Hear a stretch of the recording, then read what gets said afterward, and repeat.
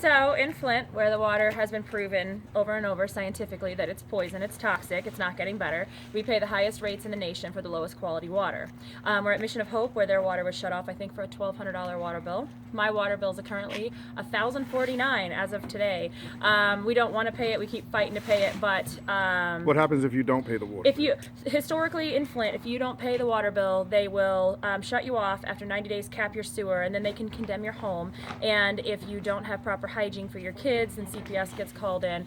It's nice and wonderful. And then they could take your home. So people have lost their homes. So they cap your water. You don't have water coming in. They You don't have sewer. poisonous water coming in. Yeah. And then they charge you for not having water coming into your. Oh yeah, and then if you don't pay your water bill, they will put a tax lien on your property that includes your back water bill. And people, I think 16,000 people or more, So you lose have lost their homes. So you lose your. I don't know what the value of homes are here. So let's Not say you much have anymore. Well, let's say you have a home that's worth $80,000, but your Yeah. tax lien is $1,000. You lose your $80,000 home to a $1,000 tax lien, And then somebody plus can your buy it $1,000 for water water bill, bill. which you don't have the $3,000 to pay the tax lien or the water bill. So now they have your house and your property for Yep. And- $2,000 and your kids. Yeah, if you have no home, they can take your kids. Now, they keep saying they put a pause on shut-off since we made it a huge national deal. No guarantee, and we're still getting water bills. So they put a pause on shut-off, so we still got Yeah, a we water saw bill. it, So when we that saw it. pause is lifted, we're all going to owe all this money. So Right. we're trying to get it wiped out, and so far, no help. No help. And many of us are still buying our own bottled water because getting down to the fire stations is almost difficult, if not impossible. And there are some places that there aren't fire stations or grocery stores, like the North End, close to where we're at now. So let me ask you, because Nothing. we don't live here. So what's the sort of the, how do you deal with it every day? How do you deal with not I mean, you don't have drinkable, tolerable water. We at still- it's citywide, right? It's citywide. Unfortunately, we still have to bathe in it, so you're still getting exposed. I have a doctor's appointment at 3:30 because I'm not getting any better. When my family were dealing with seizures, anemia, bone loss, bone breakage, Right. diverticulosis, liver failure. That's just me. And as well as breathing issues because you're breathing in the steam from the chemicals. So what you try to do is you try to limit your kids' exposure.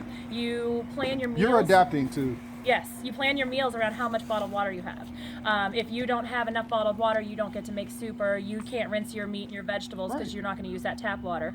The filters they give out don't fit my sink because I have a pull-out sprayer. Also, we just found out that in a lot of homes, it's not enough anyways. The filters aren't filtering out the high levels of lead. So we just found out people who thought they were safe are not, that the little plastic filters, surprise, may not be working. Is anybody giving you like testers? Are you able to test the water? Like We have lithium, to, right now the EPA is in.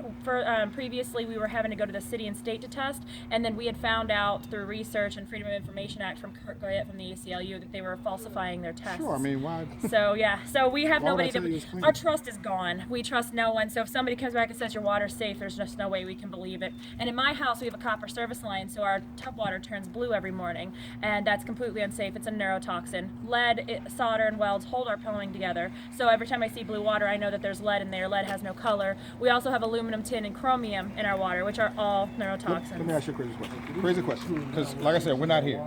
What will it take to fix the problem? Because you're here. This is ground zero for you. You're living it every day. Yes. What will it take, if money were no object, what would it take to fix the problem? Because we don't know. Because we don't live Replacing here. the pipes. The pipes were damaged by the caustic, untreated Flint River water, and so that's the only thing that's going to fix this is replacing the torn up pipes. So they're just going to keep leaching the heavy metals into the water, and we're going to have to keep depending on people like you To come from DC. yeah, all to across come from the country DC and to- all across the country to help us.